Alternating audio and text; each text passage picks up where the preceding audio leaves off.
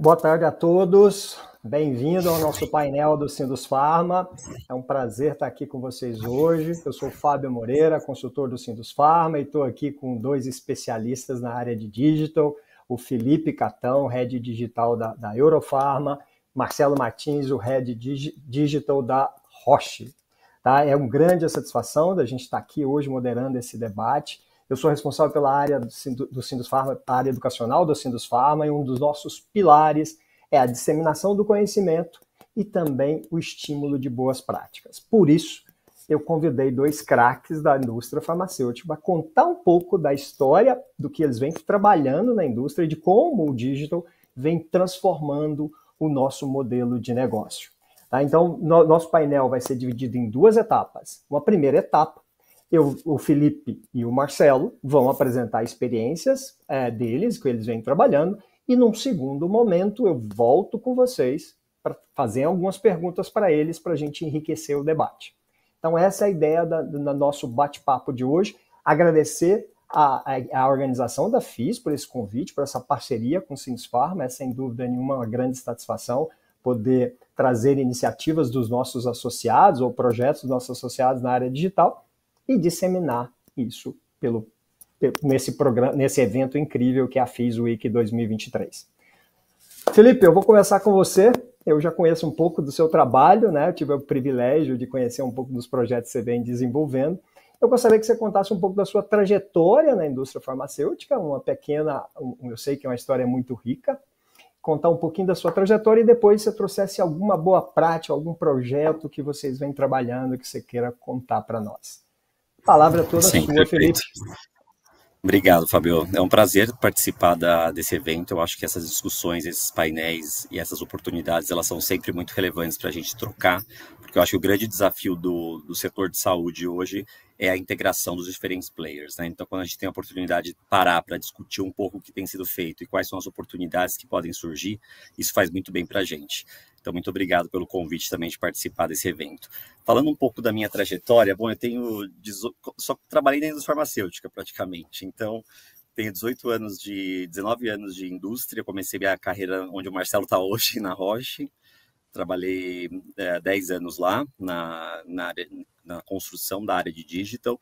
Naquele tempo a gente enviava só e-mail marketing e hoje a gente tem uma complexidade muito maior de canais. Depois disso eu fui para a AbbVie. Na AbbVie eu tive duas posições, tanto de digital como treinamento comercial. Depois eu fui para a Johnson, para a área de treinamento comercial e também planejamento estratégico. E depois eu passei pela MSD, liderava Keytruda e nas indicações de gastrointestinal na área de oncologia. E agora estou na Eurofarma com o desafio de fazer essa construção e essa transformação digital da companhia. Deixa eu mostrar uma das iniciativas que nós estamos trabalhando e que nós lançamos recentemente para os pacientes com Parkinson. Deixa eu projetar minha tela. Espero que todos estejam vendo. Então, a gente lançou, Fábio, recentemente, em abril desse ano, o Scrolling Therapy, que é um apoio aos pacientes que utilizam suas medicações com Parkinson para ajudá-los nos exercícios faciais. Então, nesse aplicativo, a gente percebeu que 10 milhões de pessoas em todo o mundo vivem com Parkinson e quase 1 milhão de novos casos todos os anos. E só no Brasil, a gente fala de 200 mil pessoas sofrem dessa doença. E os pacientes com Parkinson, quando eles são diagnosticados com a doença, independente do estágio da doença, eles têm que fazer a combinação do tratamento medicamentoso, mas também exercícios fisioterápicos para retardar a progressão da doença e manter uma melhor qualidade de vida. Porém, a gente percebe que a maioria desses pacientes, eles esquecem desses exercícios, não fazem corretamente, e principalmente os exercícios da face, porque com o tempo esse paciente com Parkinson, ele vai perdendo a mímica facial. E aí nós percebemos isso e vimos que se nós juntássemos e aproveitasse o tempo que essas pessoas estão navegando nas redes sociais para já fazer os exercícios faciais, isso poderia ajudar muito no tratamento. Então, a gente uniu a inteligência artificial aqui nesse projeto e as redes sociais para ajudar os pacientes nos seus exercícios faciais. E 89% dos pacientes com Parkinson, eles desenvolvem sintomas faciais e dificuldades com afrontar minhas expressões faciais mudando diante dos meus olhos. Viver com a doença já é difícil o suficiente sem encará-la literalmente no espelho todos os dias. E aí a gente percebe que globalmente as pessoas elas navegam em média 2 horas e meia nas redes sociais. E quando a gente olha para o Brasil, esse número é ainda maior. Então, essas pessoas também, esses pacientes com Parkinson, eles estão presentes nas redes sociais e utilizam as redes sociais com muita frequência.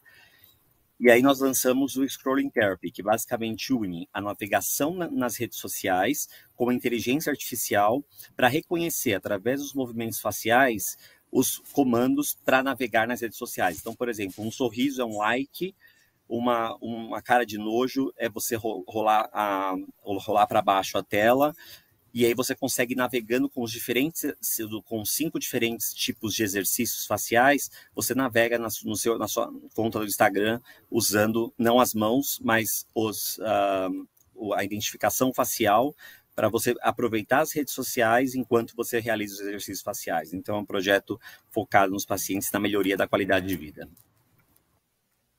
Não vou conseguir, eu acho que eu não sei se vai dar para visualizar.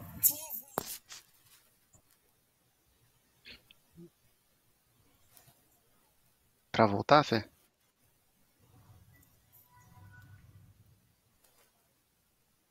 O vídeo eu vou pular porque não faz sentido. Nós tivemos uma repercussão bastante, porque vocês não estão ouvindo, né?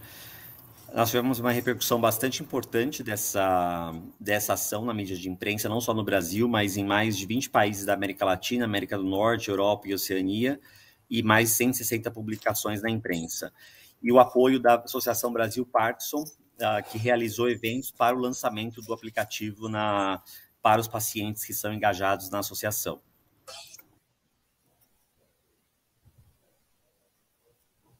É isso.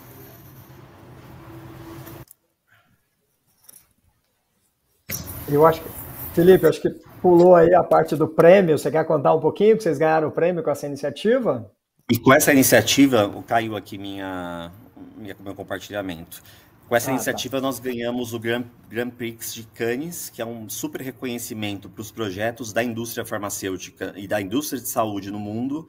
E nós, em junho desse ano, durante o festival, fomos premiados com esse reconhecimento. Eu acho que o grande ponto que trouxe essa premiação foi o uso da inteligência artificial para o bem, né?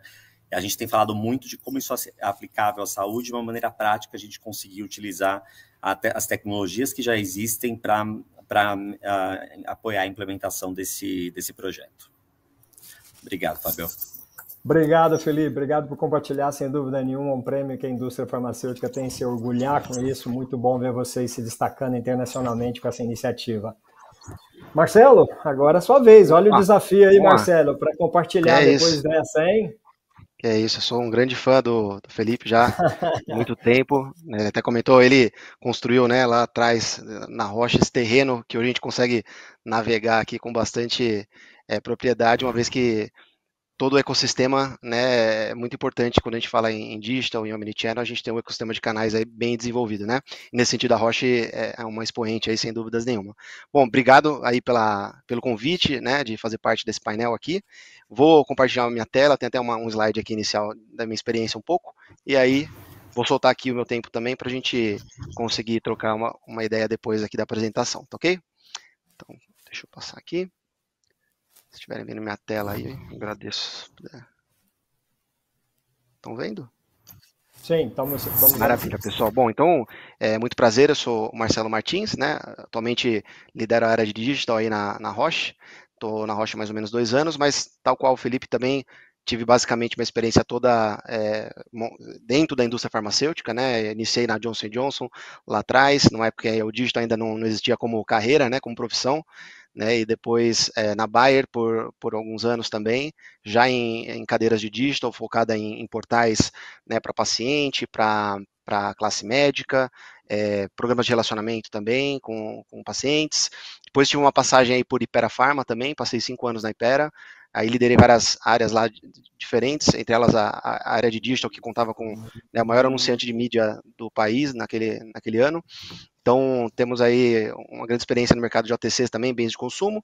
Depois tive uma passagem por Daiichi Sankyo também, que foi minha última casa, em que eu montei a área de digital lá também, estruturei, e hoje temos aí bastante oportunidades também lá, que ficou desse legado.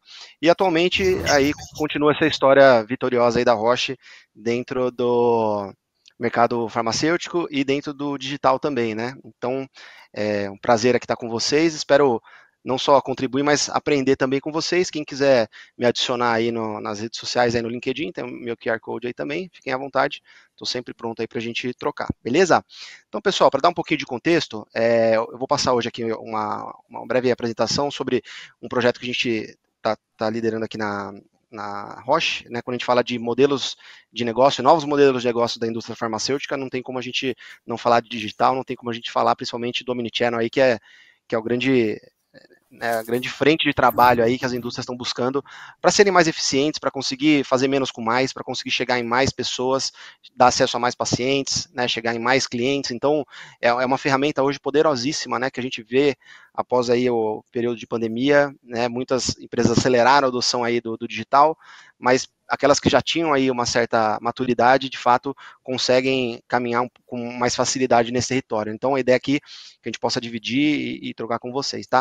Um pouquinho de contexto, pessoal, acho que a digitalização da saúde ela é uma realidade, né? A gente vê que diversos temas aí que eram, vamos dizer assim, deixados de lado aí antes da pandemia, eles ganharam uma força, uma potência muito grande. A gente está falando de telemedicina, né, a parte de dispositivos vestíveis, né, dispositivos inteligentes, inteligência artificial, machine learning, tudo isso a gente tem visto aí de 2 anos para cá ganhar um peso muito grande, né? Aliado a isso, a gente vê cada vez mais médicos, né, e os nossos clientes cada vez mais jovens também. A gente vê aí pesquisas que até 2035, 85% dos médicos vão ter entre 22 e 45, médicos que já nasceram digitais, vamos falar assim, né, que já não lembram como que era o tempo analógico, inclusive. Então, vale a gente se atentar a isso, porque é um comportamento, é um hábito que invariavelmente vai passar por nós, né, vai impactar o nosso negócio. E aí, quando a gente fala de mercados aí, doenças raras, né, specialty care principalmente, em que a gente tem aí moléculas cada vez mais específicas, né, o nosso tempo, né, a nossa abordagem com os clientes, ela vai ter que ser cada vez mais personalizada, cada vez mais ali no 1 para 1, e com isso a gente entende que a gente vai conseguir capturar ali a atenção do cliente nessa sociedade cada vez mais aí dispersa, né, e aí conseguir de fato continuar prosperando aí nos negócios farmacêuticos, tá? Então, passar um pouquinho do nosso contexto aqui de Roche hoje, como eu coloquei no início da minha fala, né, até o Felipe tem certeza já ou lançou ou participou de muito desses projetos também. Então os portais aqui da Roche hoje, né, são bastante consolidados aí quando a gente fala portais para classe médica, né, portais para paciente. A gente tem hoje um canal voltado para B2B, né, em que os clientes conseguem, inclusive, olhar aí as transações comerciais feitas entre a Roche e os clientes de maneira, como se fosse o nosso internet banking da Roche. Então, é um projeto que foi lançado aí no ano passado. Então, a gente tem várias frentes, né, e aí o desafio era justamente esse: como que a gente consegue utilizar todo esse ecossistema de canais de uma maneira eficiente, né, e que ele trouxesse não só uma prestação de serviço, mas que o nosso representante, vou usar a palavra representante aqui que fica mais fácil para entendimento, mas hoje a gente tem um conceito, né, da área comercial, da área de vendas diferente do mercado, mas eu vou usar essa terminologia para facilitar o entendimento, né? Então, como que o nosso representante orquestra aí, né, os canais e orquestra os dados que são gerados nessas interações para geração de negócio, para geração de oportunidades aí de acesso, principalmente, né? Então, a gente entendeu quais eram os canais prioritários, quais eram os canais que a gente conseguiria aí ter uma abordagem de coletar os dados e não só coletar, mas prover o dado para o nosso representante tomar ações ali baseada nessas interações, tá? Então a gente elencou ali dentro do contexto da oftalmologia, que foi esse case que a gente tá trabalhando, inclusive, nele, selecionamos os canais prioritários, né, para que os nossos representantes pudessem aí ter todas as informações de uma maneira personalizada para cada tipo de cliente, para cada região, né, para cada perfil de médico, baseado em nível de influência, baseado na evolução dele na curva de crença também do produto.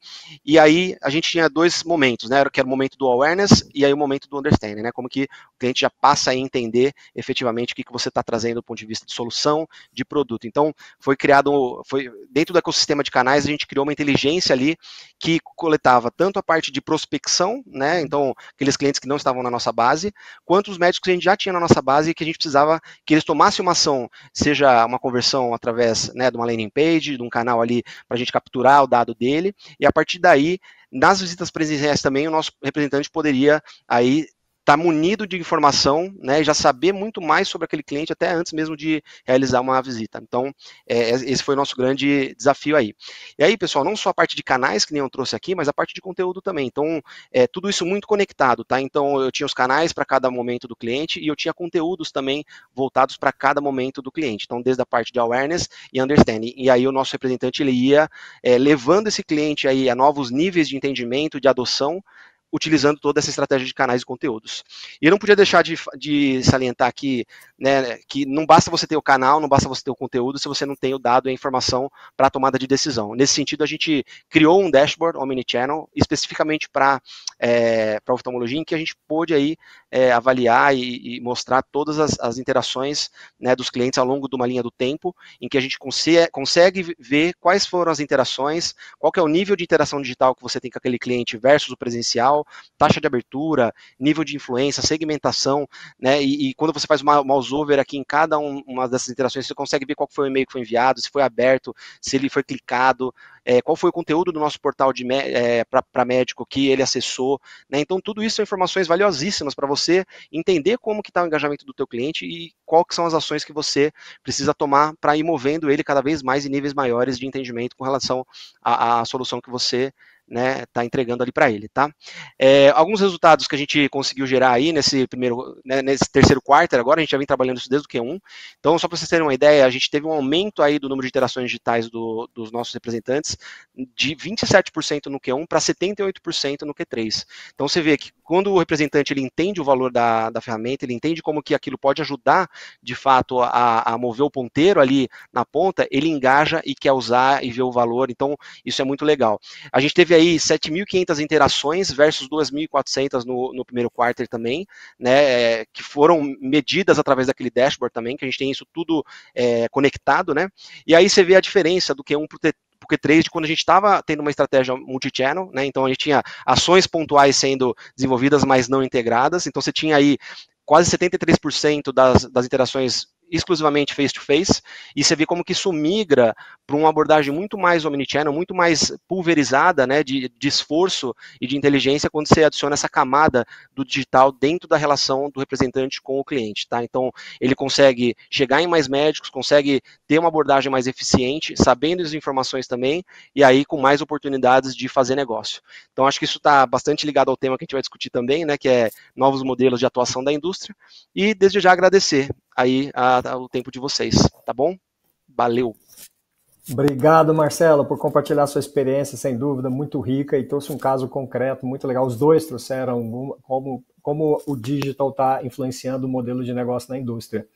A ideia agora, pessoal, como eu comentei com vocês, a gente vai ter esse segundo bloco, a gente ouviu um pouco os dois especialistas na área, e agora a gente vai fazer algumas perguntas para eles, saindo a visão mais ampla do modelo da indústria farmacêutica, e por isso a minha pergunta para vocês além do mundo de vocês são dois especialistas que navegam nesse mundo aí com muita bagagem, etc. A pergunta vai para os dois, tá? Aí a gente conta aí com o tempinho de vocês, nós temos 15 minutos aí para poder fazer, quero ver se a gente consegue fazer umas 2, 3 perguntas para vocês, conto com o apoio de vocês aí no gerenciamento. A pergunta é, como é que vocês acham, já pegando carona no tema do nosso módulo, né, do nosso bate-papo aqui, como é que a saúde digital vem influenciando, vem transformando o modelo de negócio da indústria farmacêutica de um modo geral? Tá? A gente vai ouvir muito falar em pesquisa clínica, o Marcelo trouxe aí desse omnichannel e etc, etc. Mas eu queria ouvir um pouco de vocês aí, como é que vocês enxergam isso da perspectiva ampla da indústria, como o digital está influenciando o nosso modelo de negócio. Tudo bem? Quem quer começar? Marcelo, vamos começar com você? Pode ser. Podemos inverter a ordem, então, não tem problema. Bom, eu acho que, sem dúvida nenhuma, aquelas empresas que não tinham, não olhavam para o digital de uma maneira estruturada, passaram a olhar, né, principalmente no pós-pandemia, né? Acho que tanto eu quanto o Felipe, os profissionais da indústria, sentiram na pele o que é você não conseguir chegar no teu cliente que não o presencial, né? Assim, o quanto que a gente de fato acaba perdendo oportunidades, né? De efetivamente aumentar a nossa eficiência como profissional, enfim, como indústria também. Então, eu acho que a saúde digital ela tem um impacto enorme, assim, né? Daqui para frente, que nem eu trouxe no meu slide inicial ali, não só com relação a hábitos, né? Mas até o perfil do cliente vai mudar, está mudando. Então, quem souber navegar nesse universo, sem dúvida nenhuma, tem um diferencial competitivo enorme. Tá? Passar pro Fê aí para dar tempo aí pra gente. Tá no mudo, Fê. Por algum motivo. Agora sim, concordo com o Marcelo. O que mais a gente ouve, né, nessas interações virtuais está no mudo, né? O que mais as pessoas falam. Isso a gente não aprendeu, né, Fê? Não foi. A gente foi um divisor de águas da pandemia, né? A indústria teve que correr atrás para se relacionar com os clientes. Depois que tudo passou e as coisas se estabilizaram, o que a gente tem visto não foi um crescimento da utilização das ferramentas digitais, mas foi a volta ao modelo tradicional. Então tem que ser repensado muito que digital tem que fazer parte da estratégia corporativa da organização. Na Eurofarma a gente está vivendo muito isso. A gente colocou essa pauta como um elemento de transformação da organização para construir a empresa que nós queremos daqui 5 anos. Então, está dentro da nossa visão. Então, eu acho que isso faz a empresa caminhar com um direcionamento estratégico para melhorar a utilização dos canais. Porque digital não é lançar um portal ou não ter um portal, é como você orquestra as diferentes ações dos produtos para gerar realmente receita, né? E um outro aspecto importante que eu acho válido mencionar é quando a gente pensa em digital, ele tem a oportunidade agora de se tornar um gerador de receita, porque a indústria ela pode evoluir no desenvolvimento de soluções que substituam medicações ou sejam usadas em complemento das medicações para serem comercializadas para os pacientes, então soluções digitais. Então a gente tem inúmeras empresas, por exemplo, a própria Biogen tem uma unidade de negócio específica para Digital Health, onde o objetivo deles é criar aplicativos que ajudem na neurociência, né? Então, a mesma coisa é a nossa visão aqui. A gente quer avançar nessa frente de terapia digital e de saúde digital justamente para ter soluções que apoiem os pacientes no tratamento das suas doenças, né? E seja um novo modelo de negócio para a empresa também executar. Ótimo, isso até facilitou a minha vida, porque a próxima pergunta era exatamente sobre a questão da prioridade estratégica, tá? Para a gente ver se o digital veio para ficar, está assumindo um espaço aí cada vez mais prioritário em termos de investimentos e discussões estratégicas. O Felipe já comentou isso, eu queria ouvir também, Marcelo, como é que vocês estão vendo isso de um modo geral da indústria, se o digital realmente está fazendo parte das prioridades, não só de conversas, né, de reuniões, mas também de investimentos, que eu acho que esse é o grande desafio, né? A gente não adianta só falar que é legal, mas se a gente não tiver um investimento robusto para avançar, até porque essas tecnologias, a gente sabe disso, mudam constantemente e manter atualizado sobre isso não é fácil, demanda sim a questão de um volume cada vez mais significativo de investimento.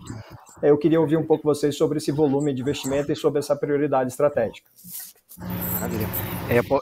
Eu corroboro até com a fala do Felipe aqui com relação, né, ao digital. Ele tem um caráter, não vou dizer de suporte ao negócio, mas ele tem que estar intimamente ligado a uma necessidade do negócio, né, e não o contrário. O que a gente vê muito preciso fazer uma estratégia digital e depois eu vejo como ela se conecta na minha estratégia de negócio. E acho que aí está o grande erro, né, que acho que a gente precisa mudar um pouco essa mentalidade, né, de que, na verdade, o digital é parte do negócio, né, e acho que uma coisa que eu posso compartilhar aqui da Roche é que esse ano a gente teve o digital como um pilar estratégico para o ano, né? Então o Omnichannel ele virou uma prioridade dentro da organização, né? Então a gente teve aí, né, que a gente chama dos OBPs, né, corporativos, em que um dos pilares era justamente como que a gente acelera aí o lançamento, principalmente da oftalmologia, utilizando o Omnichannel como uma alavanca, né, e não uma estratégia ali solta ou algo que do time de digital, mas não é da empresa, né? Tanto que a gente entende que é uma discussão e uma agenda que deve partir da liderança,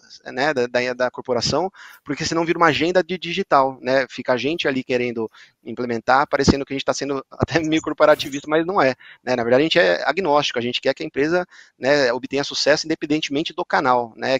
Que o digital aporte valor dentro da estratégia da empresa. Então, eu vejo que em termos de investimento, não só financeiro, mas de recurso, foi altíssimo. Esse ano foi realmente um foco da empresa, né, investir nesse canal, botar pessoas para trabalhar, que não necessariamente da área de digital, mas colocar pessoas da área de negócio para trabalhar em conjunto com a área de digital e com outras áreas também, como o CX, como o IT, como o comercial, né? Então, de fato, esse case que eu apresentei aqui foi um trabalho em conjunto com diversas áreas, né?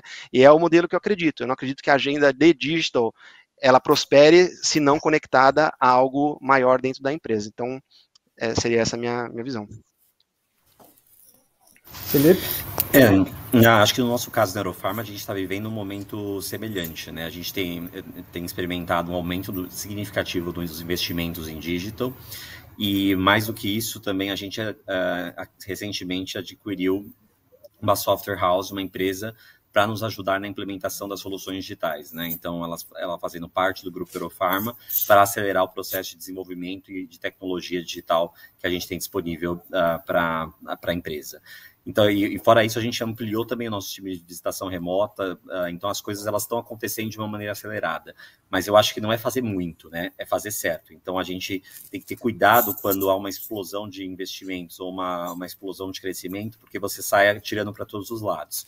Então, tem que ter um foco muito claro do que você quer construir e o que vai te levar realmente para o resultado que você espera, né? Então, eu acho que só o volume de investimentos não diz muita coisa, né? Mas a qualidade daquilo que está sendo investido é bastante importante também, né? Perfeito, Felipe. Acho que esse é um ponto muito importante, não é só o volume de investimento, é bom saber, isso é uma boa notícia, né? Aumentar o volume, mas não necessariamente você lida com outras complexidades. Eu tive a oportunidade durante a indústria de liderar quando eu trabalhava na indústria farmacêutica, liderar alguns projetos na área de digital. Uma das dificuldades que eu encontrava é muito como é que eu navegava com outras áreas. Tá? E aí eu queria ouvir um pouco vocês, porque é o tal negócio, a gente precisa sair do nicho, né? A gente precisa evoluir. Como é que vocês lidam com stakeholders, tipo compliance, tipo marketing, tipo que tem seus interesses, tá? E o digital muitas vezes precisa ser muito transversal, né, na atuação. E como é que é navegar para vocês nisso? Como é que tem sido a experiência de vocês com esses projetos, tá? Lidando com esses diferentes stakeholders que têm visões muitas vezes muito segmentadas?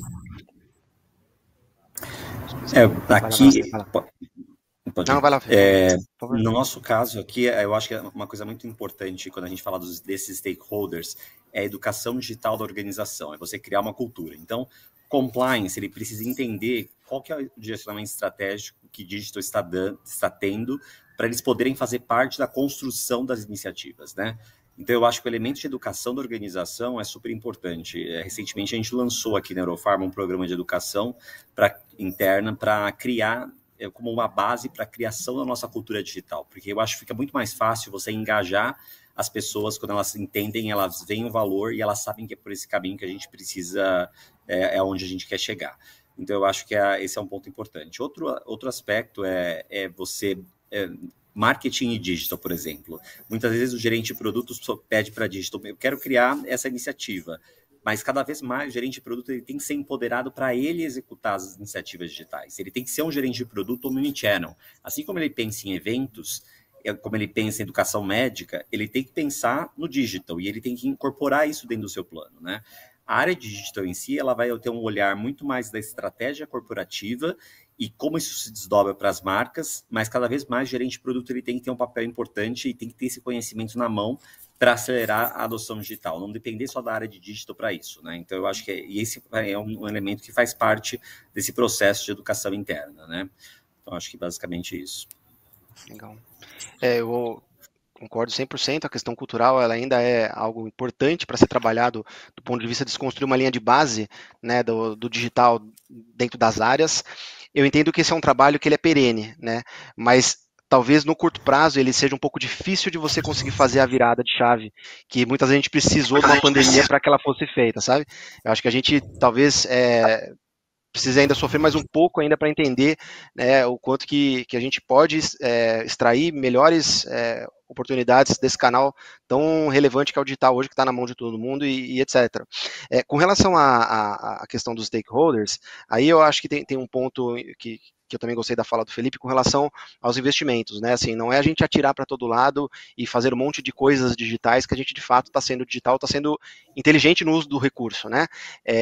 E aí um ponto que eu acho que ajudou aqui internamente foi com relação à priorização, né? Eu acho que esse é um ponto importante, porque o digital ele tem tanta oportunidade que às vezes você pode fazer tanta coisa e acabar não sendo relevante ou de fato não conseguindo extrair o impacto real daquilo, sabe? E não entender às vezes nem a expectativa que você tinha com relação ao que estava sendo executado. Então, a priorização foi importante nesse sentido. Esse case, por exemplo, que eu demonstrei, foi uma priorização, né? E aí as áreas, entendendo que fazia parte de um contexto corporativo, de um contexto, né, estratégico para o negócio, o engajamento de fato foi outro, né? Então as pessoas entenderam a importância, entenderam que aquilo de fato ia aportar valor, e aí naturalmente elas se conectam, né, com a agenda, se conectam né, com as atividades, grupos de trabalho, a gente fez lá uma sprint de uma semana, depois cada um saiu com a tua frente ali de trabalho, que invariavelmente é digital, né, então a área de Data Analytics teve que montar esse dashboard que eu apresentei, o time de representantes, né, junto com o time de treinamento, criaram um programa lá de aceleração digital com os times, né, então eu acho que quando você tem uma prioridade, né, isso conectado a um olhar do negócio, as áreas passam a entender a importância e aportar dentro daquilo. Então, acho que foi uma maneira que, pelo menos aqui, tem funcionado. Obrigado, Marcelo e Felipe. Eu queria agora, desses stakeholders aí, eu queria falar especificamente da força de vendas. Tá, esse, sem dúvida nenhuma, Eurofarma, se não tem a maior, é uma das maiores forças de vendas do mercado, né, Felipe? É a maior. Se eu estiver errado. É a maior, né? São mais de 4 mil aí pessoas envolvidas, ou seja, um grupo, um stakeholder fundamental para o modelo de negócio. O Marcelo trouxe já um exemplo de como a força de vendas vem atuando nessa interação, mas eu queria ouvir um pouco mais vocês sobre essa interação, porque esse é uma força muito grande da indústria farmacêutica, a interação com os profissionais de saúde, e de como isso vem se transformando, ou seja, a gente sai não que a interação face-to-face deixou de existir, eu acredito que não deixará de existir, mas como é que eu complemento ela? Como é que eu somo? E como é que eu transformo esse modelo indo além? Acho que o case da Rocha aí foi muito bacana, de você mostrar isso, inclusive, resultado, né, Marcelo? Mas eu não sei até que ponto vocês estão conseguindo expandir isso para todas as áreas, se tem uma particularidade dessa área terapêutica especificamente, ou se é projeto expandir isso para todas as áreas, enfim. Queria ouvir vocês sobre esse stakeholder chamado força de vendas. Podemos começar com o Felipe e aí depois passamos para o Marcelo. Tá, joia. Eu acho que o representante, ele tem que ser um representante omnichannel. E a interação facial, a interação presencial, ela sempre vai existir. E o representante, ele pode usar e orquestrar as ferramentas digitais que ele tem disponível para ele, para ampliar os impactos que ele tem com o seu médico. Então, ele pode combinar uma visitação presencial com uma visita remota. Ele pode enviar um e-mail depois da visita com as informações complementares do que ele discutiu na visita com o médico. Então, o representante, cada vez mais, ele tem que ser um orquestrador das soluções que ele tem na mão para ampliar o engajamento do cliente dele através das iniciativas digitais e não esperar somente aquele momento presencial da visita, né? Então, eu acho que essa é uma mudança importante. E o outro aspecto é que, cada vez mais, a interação ela tem que ser personalizada. Você conhece o seu stakeholder, você sabe a sua matriz de segmentação, então você vai personalizar a sua história e o seu conteúdo de acordo com esse perfil. Então, e o representante ele tem que ter essa capacidade e essa abordagem com o uso de ferramentas que hoje a gente já tem no mercado que apoiam os representantes nesse processo. E eu acho que tem um outro modelo importante que no Japão, por exemplo, eu estava lendo um estudo da McKinsey, no Japão, 85% ou mais das visitas elas já são visitas remotas. Então, a gente sabe que por mais que aqui a gente tenha uma questão cultural, as visitas remotas, elas também são uma realidade e ali eu tenho representante. Eu tenho o representante visitando o médico, só que remotamente, usando a tecnologia para ampliar o alcance para aqueles médicos não visitados. E o Brasil vai chegar a 1 milhão de médicos. Como é que eu vou chegar nesses médicos? Eu preciso ter, de fato, usar a tecnologia para ampliar meu alcance, né? Seja através da visitação remota ou seja através da visitação presencial, com o representante sendo um orquestrador de soluções digitais, né? Então, acho que é um pouco essa a minha visão. Obrigado, Felipe. Bom, eu já começo minha fala até dizendo que eu não acredito em conflito de canais, né? Eu acredito em complementariedade. Eu sei que o digital, principalmente por força de venda, sempre teve um olhar, né, de uma certa desconfiança com relação a até, poxa, vai me substituir, não vai? Então, acho que existe ainda um pouco dessa crença, né, que a gente sabe que cada mercado, cada especificidade de empresas vão pedir um representante cada vez mais ou menos conectado, né? A gente sabe que tem business que você tem que estar lá na frente do cliente mais vezes, né? Tem perfis de clientes que vão pedir que você esteja lá presencialmente, mas existem outros que você vai poder se conectar de maneira remota e está tudo bem. Muitas vezes até ele vai demandar esse tipo de abordagem. Então, o que eu quero dizer é, a gente precisa estar preparado, que nem o Felipe colocou, para saber orquestrar esse pool de canais, que a gente não nasceu pronto para isso, né? Assim, o natural nosso é ir lá presencialmente, ir lá conversar, olho no olho, isso é importante, nunca vai deixar de existir. Mas a gente vê que é uma tendência muito forte do mercado, né? Eu acho que as multinacionais elas estão muito forte investindo nisso e cada vez mais olhando isso de maneira mais estruturada, e isso eu acho que vai ser expandido uma vez que o mercado vai mudar, né? E a gente vai ter que se adaptar a ele. E acho que com relação a... Estou me ouvindo aqui. Com relação ao Omnichannel em si, a gente entende que não só a interação em si, mas os dados que elas geram são muito importantes, né? Então, saber fazer essa leitura de ambiente, saber qual que é o melhor momento, qual que é o tipo de interesse que aquele teu cliente tem, eu acho que é algo que a gente vai ter que amadurecer muito ainda para poder trazer uma abordagem mais qualificada nessa interação da indústria com o médico, independentemente do canal. Você perguntou sobre a expansão?